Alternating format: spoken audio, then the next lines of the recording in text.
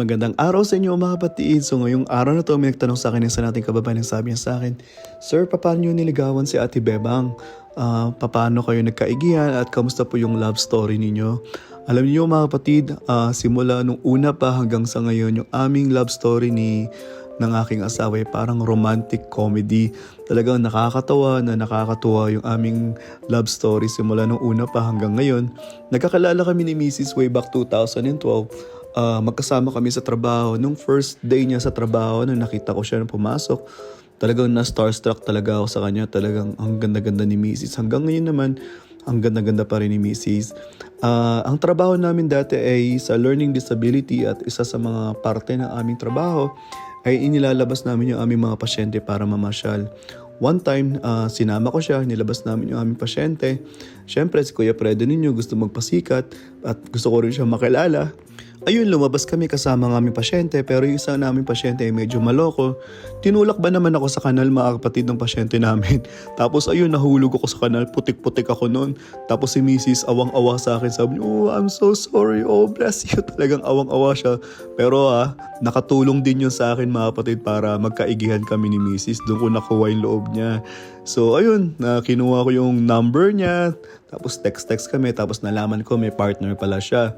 So ayun, dumistansya ako kasi syempre respeto sa partner niya. And then one time, after a couple of months, nabalitaan ko na hiwalay na sila ng kanyang partner at doon pumasok si Kuya Fredo ninyo mga kapatid. So ayun, text ng text hanggang sa nagkaigihan kami. And one time, ano lang naman, wala sa plano na yayahin ko siya mag-date kami. Ayun, sabi ko, labas tayo, kain tayo sa labas. So pumayag naman siya. Nako, alam niyo mga kapatid, hindi pa araw ng sahod yun, napasubo ako. So yung pera ko nun mga kapatid ay 15 pounds lang. So nilabas ko siya, kumain lang kami sa McDonald's. Tapos ayun, hinatid ko siya sa bahay niya. Text hanggang sa nagkaigihan kami mga kapatid. And then after 4 months namin na text at labas-labas at napasagot ko si Mrs. Ang sabi ko sa kanya, "Do you like me to be your boyfriend?" Ayun, pumayag naman siya, sabi, "Yes, I like you to be my boyfriend." Hanggang sa ayun, nag-decided na kami mag-move in. So nagsama kami ni Mrs. After 4 months namin nagliligawan. Tapos ayun, sabi niya gusto niya makilala yung aking pamilya.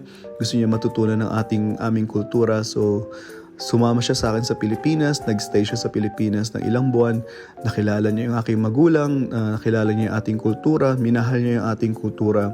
Ganon din ang ginawa ko, nirespeto ko yung kultura niya, nirespeto niya rin ang aking kultura. Pinakilala niya ako sa kanyang mga magulang. So yung mga magulang niya nagbigay naman ng blessing sa akin. Nagustuhan din ako ng aking mga biyanan dito sa UK. So ayun, nagpakasal kami. Talagang awa ng Diyos, talagang very thankful talaga ako kay God. Maraming salamat po.